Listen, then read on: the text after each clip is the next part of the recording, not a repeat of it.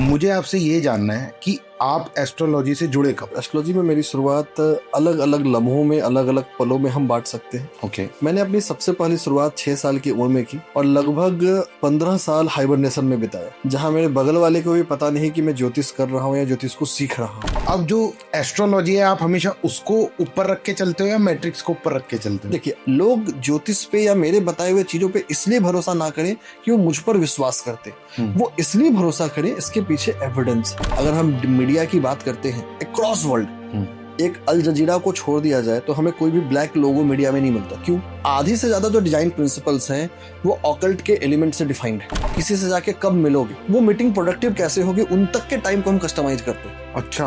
आपको जिससे दुनिया में मॉनिटर करवाना है करवाओ, हम जो एनपीएस प्रॉमिस करेंगे उस ब्रांड पे वो एनपीएस आके रहेगा। तो कहने का मतलब ये है कि आपने एस्ट्रोलॉजी की विद्या को काइंड ऑफ आज की दुनिया के एआई को कंबाइन कर दिया उसके साथ। एआई, एआर, वीआर हमारे पूरे एक्सपीरियंस को चेंज कर देगा।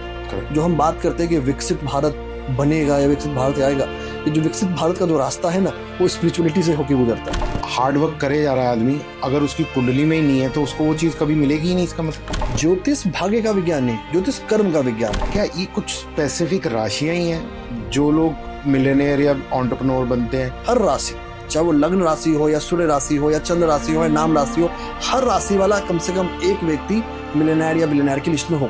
आने वाले समय में खासकर अगर हम 5-10 साल बाद देखेंगे ना, तो आप हर कंपनी के बोर्ड पे फॉर्मली या इनफॉर्मली एक एस्ट्रोलॉजी ऑफिसर को देख रहे होंगे, जिसका काम ही होगा जो बहुत क्लोजली स्ट्रेटजी के साथ काम करेगा और उनको वो इनपुट्स देगा जो इनपुट्स उनके फ्यूचर प्लानिंग में उनको हेल्प करेगा। नमस्ते दोस्तों, कैसे हैं आप लोग? आज का ये पॉडकास्ट मैंने जिनके साथ किया है उनका नाम है सिद्धार्थ एस कुमार। सिद्धार्थ जी का एस्ट्रोलॉजी को देखने का जो नजरिया है वो एक्चुअली में सबसे अलग है। आपका बिजनेस अगर घाटे में चल रहा है तो उसको कैसे ऊपर लेके आना है, आपका बिजनेस अगर प्रॉफिट में चल रहा है तो कैसे उसको और प्रॉफिट में लेके आना है, आप अगर 100 करोड़ कमा रहे हो तो कैसे उसको 1000 करोड़ तक लेके आना है। जी हाँ, ये सारी चीजें आपकी कुंडली में क्लियरली मेंशन्ड होता है। सिद्धार्थ जी आपकी कुंडली देखने के बाद एक ऐसा रोड मैप बनाते हैं जो कि आपको सक्सेस ही सक्सेस दिलाता है। तो चलिए सिद्धार्थ जी के साथ बातचीत शुरू करते हैं।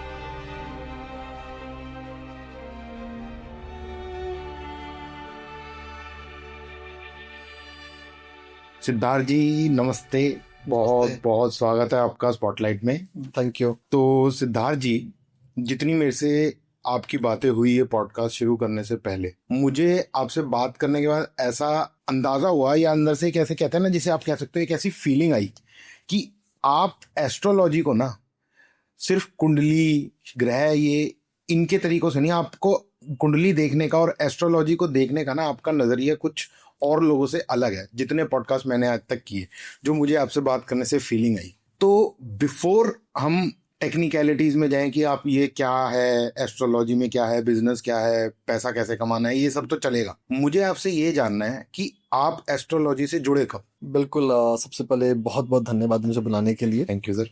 जहाँ तक एस्ट्रोलॉजी में मेरे शुरुआत की बात करते हैं तो एस्ट्रोलॉजी में मेरी शुरुआत अलग अलग लम्हों में, अलग अलग पलों में हम बांट सकते हैं। ओके। मैंने अपनी सबसे पहली शुरुआत 6 साल की उम्र में की और लगभग 15 साल हाइबरनेशन में बिताया, जहाँ मेरे बगल वाले को भी पता नहीं कि मैं ज्योतिष कर रहा हूँ या ज्योतिष को सीख रहा हूँ।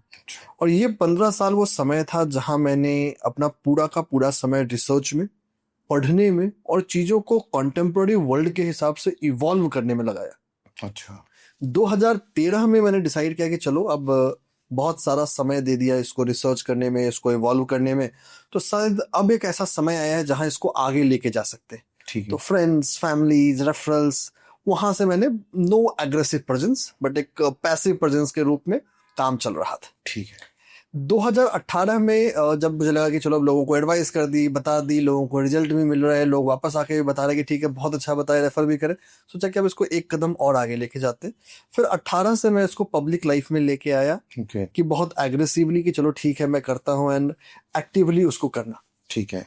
अब ये जो मेरी जर्नी है ये ऐसी ही इवॉल्व की है। ठीक है। और मैं इसको मानता हूँ कि जो जर्नी है वो हेल्पफुल भी थी, कि जिसने मुझे आज भी वो डेटा ड्रिवन रिसर्च की तरफ या एक नए इनोवेशन के प्रति प्रेरित किया और नए एक इनोवेशन के प्रति उसको मूव करने में हेल्प किया। ठीक है। एस्ट्रोलॉजी में आने से पहले मैंने लगभग 10 साल स्ट्रेटजी कंसल्टिंग में बिताया है, जहां मैं रेटिंग एजेंसीज में हुआ करता था, अच्छा। बिजनेसेस को, कंपनीज को रेट किया करता था। और आज मुझे शायद ये लगता है, और शायद नहीं, आज मुझे लगता है कि जो मेरी अवेयरनेस है उस बिजनेस स्ट्रेटजी को समझने का, रेटिंग को समझने का, वो शायद एस्ट्रोलॉजी से सिनर्जिस्टिकली कंबाइन होकर एक ज़्यादा बेहतर वैल्यू मेरे कंसल्टेशंस को ऐड कर रहा है। सो मतलब इन अ नटशेल आपने एस्ट्रोलॉजी को रफली 20 साल ऑलमोस्ट दिए हैं। 10 साल में अगर आपकी जर्नी को मान लो सीखने को, और ऑलमोस्ट 7-8 साल 10 साल आपको प्रैक्टिस करते हैं। बिल्कुल। सो 20 साल आपने एस्ट्रोलॉजी को दिए हैं। बिल्कुल। अभी सिद्धार्थ जी आप बात कर रहे थे इनोवेशन से आपका क्या कहने का मतलब था कि एस्ट्रोलॉजी में क्या कोई इनोवेटिव चीज ऐड करी आपने? देखिए, इनोवेशन से मेरा मतलब है कि देखिए, जब एस्ट्रोलॉजी लिखी गई, जिस समय हमारे ऋषि मुनियों ने इसको शास्त्रों में लिखा, तो बहुत सारी चीजें जो आज है उस समय एग्जिस्ट ही नहीं करती थी जी। तो मैं ये नहीं बोलूंगा कि उसको मैंने कंप्लीट नया बनाया। हाँ, उसको एक कॉन्टेम्पोररी आज के समय के हिसाब से उसको नए तरीके से परिभाषित किया। जैसे सपोज एग्जांपल ले लेते हैं मोबाइल फोन।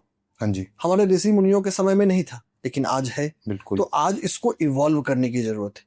अब जैसे पुराने समय में बात करें तो जैसे आज जो हमारे जनजी के जो रिलेशनशिप के टर्म्स है, चाहे घोस्टिंग हो, चाहे वो ब्रेड क्रम्बिंग हो, चाहे वो अवॉइड डिस्ट्रैक्शन हो, चाहे कुछ भी हो, ये सब चीजें वहां था ही नहीं। अगर आज मेरे पास कोई व्यक्ति आ रहा है इन चीजों को समझने के लिए, तो मुझे उस एस्ट्रोलॉजी को या न्यूमरोलॉजी को इवॉल्व करना पड़ेगा ताकि वो उन सवालों को भी आंसर कर सके। तो ये जब इनोवेशन की जिक्र करता हूं वहां। दूसरा जो इनोवेशन मुझे लगता है कि मैंने किया, यहाँ पर एस्ट्रोलॉजी की बात करें तो मूलतः हमने इस पे फोकस किया है कि भाई नॉलेज है, ज्ञान है, विजडम है, मैं बोल रहा हूं इसलिए कर लो। एविडेंस नहीं है, सबूत नहीं है। मेरा दूसरा जर्नी था कि ये मेरे से इंडिपेंडेंट होना चाहिए।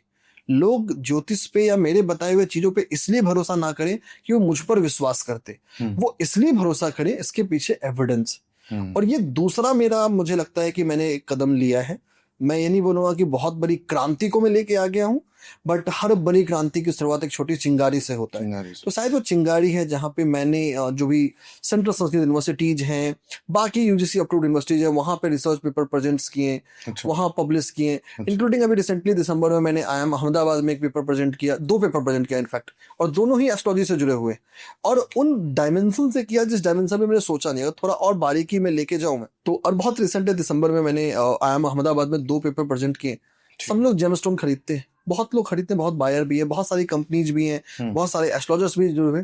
तो शायद भारत का पहला ऐसा कंज्यूमर स्टडी, एंड भारत का नहीं, शायद मैं बोलूंगा दुनिया का one of the biggest consumer study है कि लोग किन चीजों से मोटिवेट होकर जेमस्टोन खरीद रहे हैं, वो कितना स्पेंड कर रहे हैं पर मंथ या पर क्वार्टर या पर ईयर, क्या चीजें देख रहे हैं, वो कौन से पैरामीटर है जो उनको मोटिवेट कर रहे हैं डिसीजन मेकिंग के लिए, जिसको हम प्योरली एक survey base qualitative and quantitative study बोल सकते हैं to understand the consumer behaviour insights. और साथ ही साथ इसमें ये भी डाइसेक्शन है कि अगर पर्सन किसी स्पेसिफिक बर्थ नंबर का है या स्पेसिफिक जॉडिक साइंस के हैं, तो उनका बिहेवियर कैसे ट्रांसफर हो रहा है। तो it's a data backed research. और दूसरा जो मैंने IIM में प्रेजेंट किया वो था डिजिटल मार्केटिंग। हर कोई डिजिटल मार्केटिंग कर रहा है, कलर सेलेक्ट कर रहा है, तो जो कलर थेरेपी के एक्सपर्ट है वो पहले से ही बात करते थे, भाई आप ब्लू कलर चूज करोगे तो वो ट्रस्ट की बात करेगा, वो फेथ की बात करेगा, फेथ इम्बाइब करेगा। यही वजह है कि बैंकिंग एंड फाइनेंशियल में ब्लू बहुत यूज होता है, या अपनी टेक्नोलॉजी कंपनी काफी यूज करती है। तो वहां मैंने अगेन एक इनोवेशन लाया कि भाई अगर हम इसको एस्ट्रोलॉजी से सेलेक्ट करें या न्यूमरोलॉजी से सेलेक्ट करें तो क्या होगा। अगेन वो जो रिसर्च है वो प्योरली डेटा ड्रिवन है कि अगर आप एस्ट्रोलॉजी से कलर सेलेक्ट कर रहे हो तो आपका CTR क्या होगा, आपका कन्वर्जन रेट्स क्या होगा, और पूरे मेट्रिक है। अगर आप नहीं करोगे तो क्या होगा, करोगे तब क्या होगा, Tier 1 सिटी में क्या रहेगा, रूरल में क्या रहेगा, अर्बन में क्या रहेगा, किस एज ग्रुप में क्या रहेगा। तो इट्स 100% साइंटिफिक स्टडी, या साइंटिफिक से ज्यादा 100% डेटा बेस्ड स्टडी जिसके पीछे एक एविडेंस है। ठीक बात। इनफैक्ट मतलब उस स्टडी में तो मैंने मतलब आपके आई वॉल सबको ट्रैक किया है। तो सर आपने ये पेपर वहां सबमिट कराया, पेपर सबमिट कराने से क्या मतलब होता है कि उन्होंने ये कहा कि जो स्टडी आपने दी है दिस इज करेक्ट, ये होता है? इसको ये नहीं बोल सकते कि वो स्टडी को करेक्ट या रॉन्ग करते हैं। करेक्ट। जो भी रिसर्च पेपर्स होते हैं उसमें जो पर्सन स्किल्ड इन आर्ट है, जो सब्जेक्ट में एक्सपर्ट है, वो 4-5 लोग बैठते हैं, उसको इवेलुएट करते हैं। ये उनका अपना एडिटोरियल डिसीजन होता है जहां वो नंबर ऑफ पीपल होते हैं, और जिनको ये पता नहीं होता कि किसने सबमिट किया, इसको हम ब्लाइंडेड रिव्यू बोलते हैं। और ना ही मुझे ये पता होता है कि रिव्यू कर कौन रहा है। ठीक बात है। तो वो इसको जज करते हैं कि जो स्टडी जिन तरीकों से किया गया ये तरीके सही है। वो ये नहीं कि वो रिसर्च को एवेल्युएट करें भाई रिसर्च सही है, वो उस तरीके पे करेंगे। और ऑब्वियसली एक सिलेक्शन प्रोसेस होता है जो उसको एवेल्युएट करता है कि ठीक है दिस इज वर्थ फाइंडिंग, कि कुछ नया है जिसको प्रेजेंट किया जा सकता है। अच्छा। सो मतलब आपने जो रिसर्च करके उनको सबमिशन दिया, उस सबमिशन को उनकी एक टीम ने स्टडी किया और उन्होंने ये बोला ये रिसर्च जिस तरीके से की गई है that path is correct. Right. वो ये नहीं कहते कि ये रिसर्च 110% दवाई की तरह काम करेगी नहीं करेगी, वहां पे इसका आंसर देखिए इफेक्टिवनेस पे कोई कमेंट नहीं करता। इफेक्टिवनेस पे कमेंट करना किसी एडिटर का पर्सपेक्टिव भी नहीं है, किसी रिव्यूअर का पर्सपेक्टिव भी नहीं है। सही बात। मैं खुद भी बहुत सारे एडिटोरियल बोर्ड्स में हूँ। हम बस ये देखते हैं कि जिस तरीके से किया गया है, जिस मेथड से किया गया है, जो डिफाइंड पैरामीटर्स हैं क्या वो सही है। और दूसरा जो जरूरी चीज है इसको समझने का कि जो इस स्टडी में जो आउटकम्स आए हैं, जो रिजल्ट्स आए हैं, क्या ये आउटकम्स कुछ अनएक्सपेक्टेड तो नहीं है। सही बात। तो अगर जो मैं अपने रिसर्च स्टडी के जिक्र कर रहा हूं तो हमारा जो आउटकम है या मेरा जो आउटकम है ना, वो जो बाकी स्टडीज जो हुए हैं कलर्स के ऊपर, मैं ये नहीं बोलूंगा कि कलर्स के ऊपर पहले सिर्फ मैंने काम किया है, इसमें एस्ट्रोलॉजी का ब्लेंड मैंने किया है, बट कलर्स पे वेस्टर्न वर्ल्ड में, यूएस में, यूरोप में बहुत सारे पेपर्स हुए हैं, ई कॉमर्स मार्केटिंग के लिए भी हुए हैं। तो उनके जो आउटकम्स थे और जो न्यूमरोलॉजी बेस्ड आउटकम्स था, दोनों सिमिलर ट्रेंड को ही दिखा रहे हैं, सिमिलर डायरेक्शन पाथ को ही दिखा रहे हैं। तो मेरा रिजल्ट कोई अनएक्सपेक्टेड नहीं है। तो इसको ऐसे इस रूप में रख सकते हैं कि जो करंट लिटरेचर अवेलेबल है हम उसी को फर्दर कंसोलिडेट कर रहे हैं, या हमारा जो आउटकम न्यूमरोलॉजी बेस्ड भी है वो उसी के पाथ को फॉलो कर रहा है, उसके खिलाफ नहीं है। अगर वो सपोज एक एग्जांपल ले लेते हैं, अगर उनके हिसाब से सीटीआर मान लिया 20% 25% आ रहा है, तो मेरे हिसाब से सीटीआर भी बता 28% 29%, उसी एक वेरिएशन के रेंज में आ रहा है। ये नहीं है कि उनके हिसाब से 20% किसी कलर पे परफॉर्म करा है, मेरे हिसाब से 80% परफॉर्म करा है। ऐसा डाइवर्सिफिकेशन या ऐसा डाइवर्जेंस ऑफ रिजल्ट नहीं है। तो जो इस रिसर्च की क्वालिटी को और फर्दर स्ट्रेंथन करता है कि बाकी जो इंडिपेंडेंट स्टडीज दुनिया में हुई हैं उन कलर्स के ऊपर बिना न्यूमरोलॉजी के भी, वो भी उसी डायरेक्शन पाथ में मूव कर रहा है। तो वो जो रिजल्ट है वो सिनर्जिस्टिक है in the light of current research. समझ गया। क्वेश्चन पूछता हूँ आपसे, एक बिजनेस एंटिटी है, एक मॉडल, मतलब एक बिजनेस हाउस है, वो बिजनेस कर रहे हैं ऑलमोस्ट 10 साल से, उनको हमेशा ये लगता रहता है कि उनका जो बिजनेस का मॉडल है वो अच्छा है पर ग्रो नहीं कर रहा। वो आपके पास आते हैं, तो आपका क्या मोटिव होता है और आप उसको किस एंगल से देखते हो और उनको क्या सजेशन देते हो, ये आप व्यूअर्स को समझाओ कि आप उसमें करते क्या क्या हो। बिल्कुल। सबसे पहले बात करते क्या क्या है, तो सबसे पहले चीज है ये एक वन टाइम एफर्ट नहीं होता, ठीक है, ये एक रेकरिंग एफर्ट होता है। रेकरिंग एफर्ट का मतलब कि यहाँ पे मल्टीपल डिस्कशंस होंगे, ठीक है, और मल्टीपल इवोल्यूशंस होंगे जहां तक हम आउटकम तक पहुंचेंगे। ठीक है। अगर एक स्टैंडर्ड अप्रोच की बात करें तो सबसे पहले कि जो आपके की पैरामीटर्स हैं, चाहे जो सीईओ हो या जो फाउंडर्स हो, जिनके पास शेयर होल्डिंग पैटर्न्स हो, उनके डिटेल्स हो गए, जैसे उनके डेट ऑफ बर्थ, उनके नाम, कंपनी के रजिस्ट्रेशन डेट, कंपनी के ऑफिस लोकेशंस के वास्तु, उनके इंटीरियर डेकोर्स में क्या पड़ा हुआ है, प्लस कंपनी का लोगो क्या है, टैगलाइंस क्या है, कब रजिस्टर हुई, कब लॉन्च हुई। तो जितने भी उनके प्रोडक्ट एंड सर्विस पोर्टफोलियो है उनसे जुड़े हुए की नाम्स, की डेट सारे इवेल्युएट हो गए। जब सारे इवेल्युएट हो गए तब आता है रिकमेंडेशन की चर्चा कि भाई इसमें क्या चीजें हैं जो सही है, क्या चीजें हैं जो सही नहीं है। सही नहीं का मतलब क्या, कुछ ऐसा है जिसको हमें बदलने की जरूरत है। जैसे एक सिंपल एग्जांपल लूं, अपने मीडिया में अगर हम मीडिया की बात करते हैं अक्रॉस वर्ल्ड, एक अल जजीरा को छोड़ दिया जाए तो हमें कोई भी ब्लैक लोगो मीडिया में नहीं मिलता। क्यों? हाँ, सही कह रहे हो। एंड हम सब जानते हैं क्या, या फिर अगर हम अपने फूड कंपनीज में आते हैं, जितने भी ई कॉमर्स फूड एग्रीगेटर्स हैं, चाहे वो जोमेटो हो, चाहे वो स्विगी हो, चाहे वो मैजिक पिन हो, वहां भी अगर आप देखेंगे तो रेड, येलो, गोल्डन इसी थ्रेड में एम्बिट में मूव कर रहे हैं। अगर हम फिर अपने आईटी एंड अदर में आते हैं, अगेन वो ब्लू वाले जोन को या उसके सेट्स को टैकल कर रहे हैं। क्यों? तो इन सबके पीछे एक जोन है कि भाई क्या मेरा कुछ ऐसा कलर है जो सूटेड नहीं है। एक बहुत बड़ा एग्जांपल अपने पास, जैसे वीडियोकॉन की बात कर ले या फिर आइडिया वोडाफोन की बात कर ले, इनके जो लोगो चेंजेस हुए थे वो पॉजिटिव नहीं हुए थे। इनफैक्ट एक बड़ा अच्छा एग्जांपल दूंगा, वीडियोकॉन तो आई थिंक बैंकक्रप्ट ही होने, बिल्कुल बैंकक्रप्ट है ऑलमोस्ट। तो जैसे एक बड़ा अच्छा एग्जांपल दूंगा, यहाँ पे एक कंपनी है शायद कार्बी फिनटेक, जब उन्होंने अपना लोगो चेंज किया था तो उनकी जो ऑफिशियल रिलीज आई थी, शायद पहली कंपनी है जिसका ऑफिशियल रिलीज में मैंने देखा जिन्होंने बताया कि हमने सैक्रेड ज्योमेट्री को लेवरेज किया है। तो सैक्रेड ज्योमेट्री जो ब्रांच ऑफ ऑकल्ट साइंसेस जो शेप्स की बातें करता है, जो डिजाइन प्रिंसिपल्स की बात करता है, इनफैक्ट जो आधी से ज्यादा जो डिजाइन प्रिंसिपल्स हैं वो ऑकल्ट के एलिमेंट से डिफाइंड है। करेक्ट। जैसे हम अमेजन की बात करें, ए से लेके जेड की तरफ स्माइली सिंबल बने, या फिर एसेंचर में हम बात करें तो एक फॉरवर्ड लुकिंग, एक हमें राइट साइड मूविंग एक ट्रायंगल दिखता है। तो सबके पीछे लॉजिक है, सबके पीछे रैशनल है। तो ये जो होता है पहले एक बेसिक इवैल्यूएशन हो गया। फिर हम बैठते हैं एक्सपेक्टेशन सेटिंग में एक्सपेक्टेशन सेटिंग का मतलब कि आप क्या ग्रोथ एक्सपेक्ट कर रहे हो अच्छा और हम क्या आप तक पहुंचा सकते हैं। अच्छा। क्या आप अपने पोटेंशियल के पास हो या पोटेंशियल से नीचे हो। अच्छा अगर पोटेंशियल से नीचे हो तो हम क्या इंटरवीन कर सकते हैं। ओके अब यहाँ इंटरवेंशन से मतलब है वो कंप्लीट ब्रांडिंग चेंज भी हो सकता है कि भाई आप कंप्लीट खुद को रीब्रांड करिए। अगर फिजिबल है तो वो भी हम सलाह करते हैं। अगर वो फिजिबल नहीं है तो जो फर्दर प्रोडक्ट लाइन है या जो लॉन्च है, आपके जो एक्टिविटीज हैं, आपके जो मार्केटिंग कैंपेन्स हैं, आपके जो सेल्स प्रोफेशनल्स के जो मीटिंग टाइम है कि आप किसी से जाके कब मिलोगे, वो मीटिंग प्रोडक्टिव कैसे होगी, उन तक के टाइम को हम कस्टमाइज करते हैं। अच्छा। और साथ ही साथ हम आपको एक रिपोर्ट देते हैं जिसको बोलते हैं IBF, इंटीग्रेटेड बिजनेस फॉरकास्ट, जहां पे हम फॉरकास्ट करते हैं कि जो इंडस्ट्री है, आपकी जिस इंडस्ट्री में आप ऑपरेट कर रहे हो वो कैसे ग्रो करेगा बेस्ड ऑन मुंडेन एस्ट्रोलॉजी। अच्छा। और सिर्फ मुंडेन एस्ट्रोलॉजी नहीं, हमारा जो रिपोर्ट होता है ना वो कॉमर्शियल जो मार्केटिंग फॉरकास्ट मेथड्स है उसको भी इंक्लूड करता है। तो हमारा जो इंटीग्रेटेड बिजनेस रिपोर्ट है वो इसको आप समझ सकते हैं एक हॉलिस्टिक कॉम्पेनियन जो आपको एस्ट्रोलॉजी, न्यूमरोलॉजी, ऑकल्ट साइंसेस को भी एक तराजू में रखता है और दूसरे तराजू में जो मैक्रो इकोनॉमिक या माइक्रो इकोनॉमिक फैक्टर है उसको भी रखता है। फिर हम दोनों को मिलाते हैं और आपको फाइनल रिकमेंडेशन देते हैं। तो ये जो रिकमेंडेशन है it is like a guide book for you कि भाई अगर आपका मान ले कि आपको कोई कंसल्टिंग कंपनी या कोई दूसरी जो इंडस्ट्री फॉरकास्ट करती है वो बोल रही है कि भाई आपका ये है, तो आपका हमारे हिसाब से क्या करेगा। अच्छा। जो एस्ट्रोलॉजिकल पैरामीटर है, जो ग्रह दशाएं हैं मैक्रो लेवल की, वो क्या बता रही है, वो क्या ग्रोथ दिखा रहा है, और फिर दोनों को मर्ज करके हम एक डिफाइन करते हैं कि this is conservative, this is ideal, this is best case growth.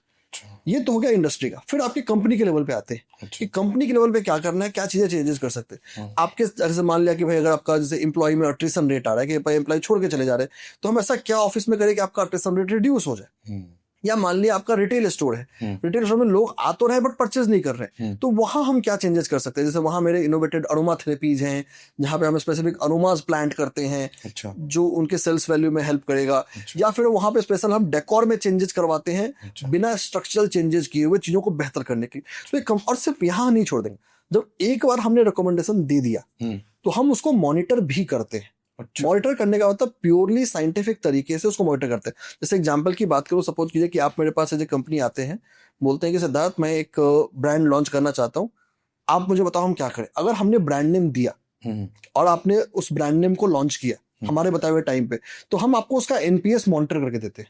और यही नहीं कि आप हमसे मॉनिटर करवाओ, आपको जिससे दुनिया में मॉनिटर करवाना है करवाओ, हम जो NPS प्रॉमिस करेंगे उस ब्रांड पे वो NPS आके रहेगा। NPS का मतलब? NPS का मतलब होता है नेट प्रमोटर स्कोर। अच्छा। ये कंज्यूमर मार्केट स्टडी में कोई ब्रांड अच्छा है, कोई ब्रांड बुरा है, कितना बेटर परफॉर्म कर रहा है, कंज्यूमर सेंटिमेंट्स क्या है, इसको बताने का साइंटिफिक मेट्रिक है। अच्छा। तो हमने जो मेरा बैकग्राउंड ऑफ कंसल्टिंग है, बैकग्राउंड ऑफ रेटिंग स्ट्रेटेजी है, उसको मैंने इनकॉर्पोरेट कर दिया एस्ट्रोलॉजी के साथ। तो सर एक बात बताओ, अभी जितना आपने बोला, जितना जो मुझे समझ में आया, इसमें एस्ट्रोलॉजी और जो बाकी के जो मीडिया के पैरामीटर्स होते हैं, उतार चढ़ाव मैनेज होता है।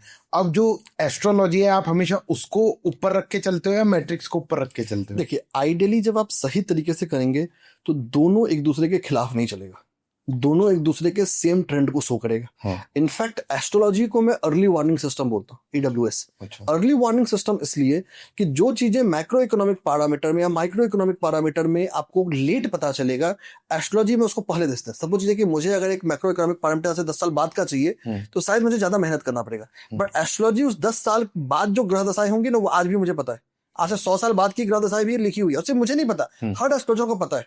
तो ये जो अर्ली वार्निंग सिस्टम है ना, बहुत पहले काम करता है। ये आपको प्री एम्प्ट कर देता है कि इतने सालों के बाद या इस समय में इस तरह की चीजें हो सकती हैं जिसके लिए हमको अभी से तैयार होना है, अभी से हमें रेडी होना है, अभी से हमें प्रिपेयर होना है। तो कहने का मतलब ये है कि आपने एस्ट्रोलॉजी की विद्या को काइंड ऑफ आज की दुनिया के AI को कंबाइन कर दिया उसके साथ।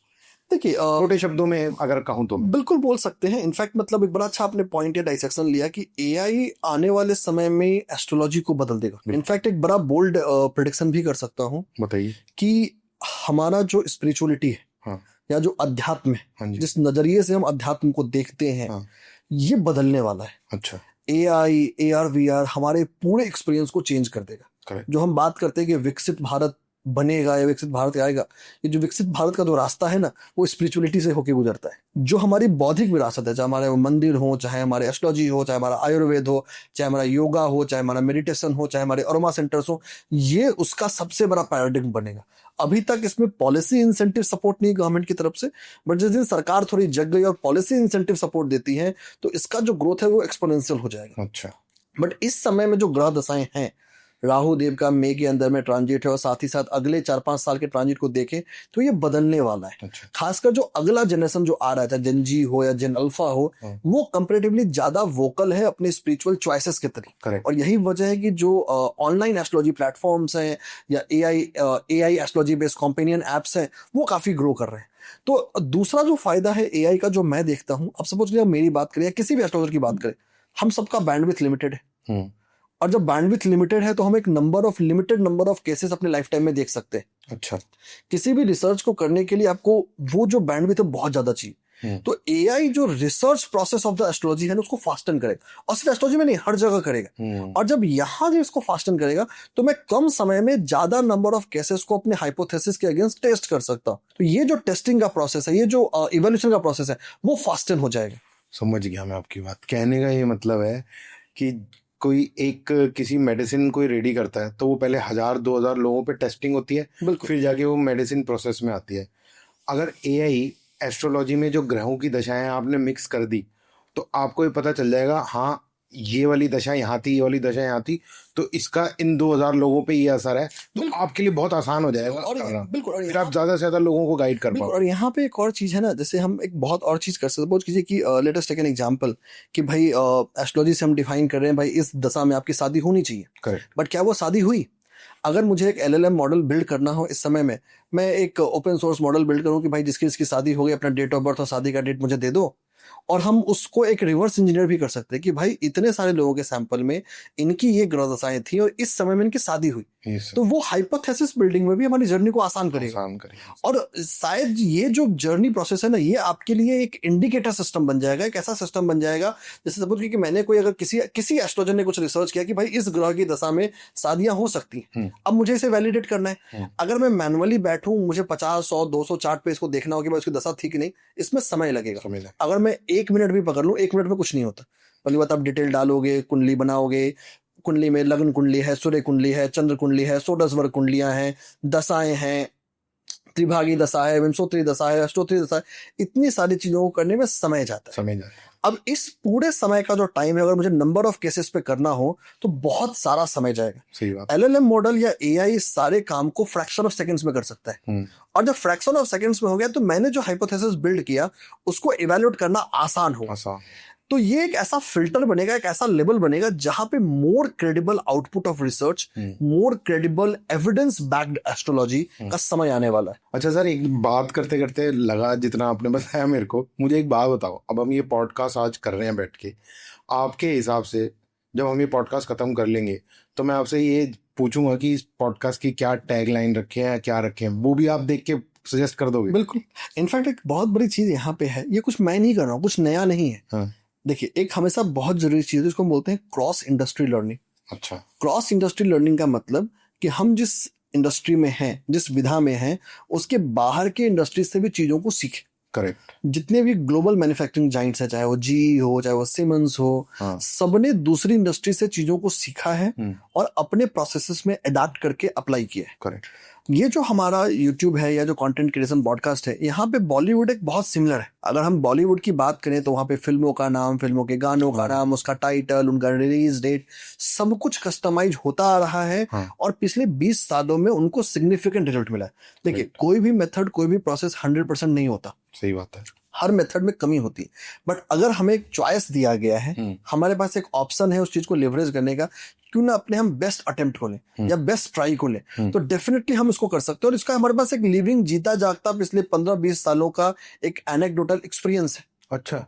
बॉलीवुड का, जहाँ पे मतलब हजारों मूवीज बने हैं और जहाँ पे रिजल्ट्स भी मिले और लोग सोच भी नहीं सकते, वहाँ टीजर से लेके ट्रेलर रिलीज तक, हर गाने का रिलीज का टाइम तक, उनके टाइटल्स, उनके कलर्स जो यूज होंगे, जो फॉन्ट्स यूज होंगे, मूवी में क्या यूज होंगे, सब कुछ कस्टमाइज। इनफैक्ट पता, अभी तो जो फिल्मों के सेट्स बन रहे हैं उनकी भी वास्तु हो रहे हैं, उनको भी एनालाइज किया जा रहा है ताकि सीरियल्स में जाके सीरियल्स अच्छे चले। फिल्मों में थोड़ा सेट थोड़ा कम होता है, जो सीरियल्स में जहाँ सेट बन रहे हैं वहाँ काफी सारा काम हो रहा है वास्तु का, उन जगहों को एनालाइज करने का, ताकि वो सीरियल काफी अच्छा चले। तो मतलब ये जितने बड़े बड़े फिल्म प्रोड्यूसर हैं, ये वास्तु और एस्ट्रोलॉजी का फुल यूज कर रहे हैं। देखिए, इसको मैं एक चीज समझता हूँ, अगर मैं एक बिजनेसमैन हूँ, मैं एक फिल्म बनाने में 25, 30, 40, 50 करोड़ रुपए खर्च करने जा रहा हूँ, बड़े फिल्मों में उससे ज्यादा भी खर्च करने जा रहा हूँ। बिल्कुल। अगर मैं इतना सारा पैसा इन्वेस्ट कर रहा हूँ, बहुत सारे डिसीजंस ले रहा हूँ, तो प्रकृति का एक तोहफा है एस्ट्रोलॉजी और वास्तु। अगर मैं उस प्रकृति के नायाब तोहफे की भी मदद ले लूं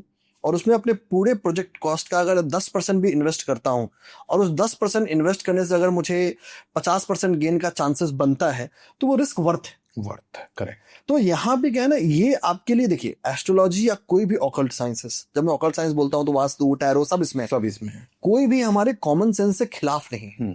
जो हमारा कॉमन सेंस का डिजाइन प्रिंसिपल है, जो कॉमन सेंस के जो लॉजिक हैं, उनको एस्ट्रोलॉजी के साथ जोड़ के एक हॉलिस्टिक सिनर्जिस्टिक कॉम्बिनेशन बनाना है। एक ऐसा कॉम्बिनेशन जो दोनों को ग्रोथ है, ऐसे हमें चूज करना है। सो कहने का मतलब ये है सर, बचपन से जो हम सुनते आ रहे हैं कि hard work is the key to success. Hard work करे जा रहा है आदमी, अगर उसकी कुंडली में ही नहीं है तो उसको वो चीज कभी मिलेगी ही नहीं। इसका मतलब देखिए, अब यहाँ पे दो चीजें हैं। हाँ। सबसे पहली चीज है, जिस इंसान की कुंडली में चीजें नहीं होंगी ना, वो हार्डवर्क कभी करेगा ही नहीं। अच्छा। पहली चीज तो ये है। मतलब मैं समझा नहीं। जैसे मैं बताता हूँ, इसको समझने के लिए एक चीज समझना पड़ेगा। अगर हम 100 लोगों को लेते हैं ऑन एन एवरेज, इसमें से जो 70% लोग हैं एक्चुअली स्पिरिचुअली इतने कमजोर हो चुके हैं। एक मैं टर्म देता हूँ, उसको बोलता हूँ स्पिरिचुअल कोसेंट। उनका स्पिरिचुअल कोसेंट इतना कमजोर हो चुका है कि वो अपने ग्रहों के खिलाफ या ग्रहों के विपरीत दिशा में नहीं चल सकते। इसको ऐसा सोचिए, किसी तैराक को मैं बोल दूं भाई तू नदी में जाओ, नदी के करंट के अपोजिट दिशा में तैर, हर कोई नहीं तैर सकता। सही बात है। उसको तैरने के लिए मेहनत चाहिए। करेक्ट। तो 70% लोग ना यही है। इसको ऐसे भी समझ सकते हैं जैसे हमारी पृथ्वी के चारों तरफ एक ओजोन लेयर है जिसका काम है हमको बचाना। बिल्कुल। वैसे ही जो हमारा स्पिरिचुअल प्रोटेक्शन लेयर है ना, वो हमको बहुत सारी चीजों से बचाता है। लेकिन अनफॉर्चुनेटली पिछले कुछ सालों में या पिछले कुछ दशकों में वो चीजें धीरे धीरे कमते जा रही है due to our lifestyle activities. Correct. तो ये जो है 70% लोग हैं। अब जो बाकी 30% लोग बच गए, इसमें उनका अलग अलग स्पिरिचुअल कोसेंट होता है। जैसे जैसे उनका स्पिरिचुअल एबिलिटी, स्पिरिचुअल कैपेबिलिटी बढ़ते जाएगा, वो अपने ग्रहों के विपरीत दिशा में चीजों को बदल पाएंगे। तो जो देखिए, ज्योतिष भाग्य का विज्ञान नहीं है, ज्योतिष कर्म का विज्ञान है। तो यहाँ बहुत तरह के कर्म होते हैं। दृढ़ कर्म है, अदृढ़ कर्म है। दृढ़ का मतलब वैसे कर्म जिसको आप नहीं बदल सकते। अदृढ़ कर्म का मतलब जिनको आप बदल सकते हैं। मिश्रित कर्म है जो दोनों का मिक्सचर होता है। तो आपको कंसिस्टेंट एफर्ट करना है और सही डायरेक्शन में एफर्ट करना है। अगर इन दोनों चीजों को हम लिवरेज करते हैं तो बिल्कुल कुछ चीजों को बदल सकते हैं। और ऐसा नहीं है कि इतिहास में ऐसा नहीं हुआ है। इतिहास में ऐसा हुआ है, चाहे ऋषि मार्कंडेय हो या हमारी सावित्री माँ हो, जिनके नाम पे हम वट सावित्री व्रत करते हैं। उनके एग्जाम्पल्स को देखेंगे, उनके जीवन को देखेंगे, तो उन्होंने नियति के परिणाम को बदला भी है। तो आसान है, बदला जा सकता है, लेकिन हमें वो मनोभावना बनानी पड़ेगी, वो सोच बनाना पड़ेगा और उस फोकस के साथ काम को करना पड़ेगा। तो मतलब कहने का ये है कि कोई बिलियनियर है जो आज बिलियनियर बना बैठा है, उसकी कुंडली में वो योग बन रहे थे तभी वो बिलियनियर बना। अगर किसी की कुंडली में वो योग बन ही नहीं रहे होंगे तो आप उसको क्या कहते हो कि भाई तू मत कर कुछ भी?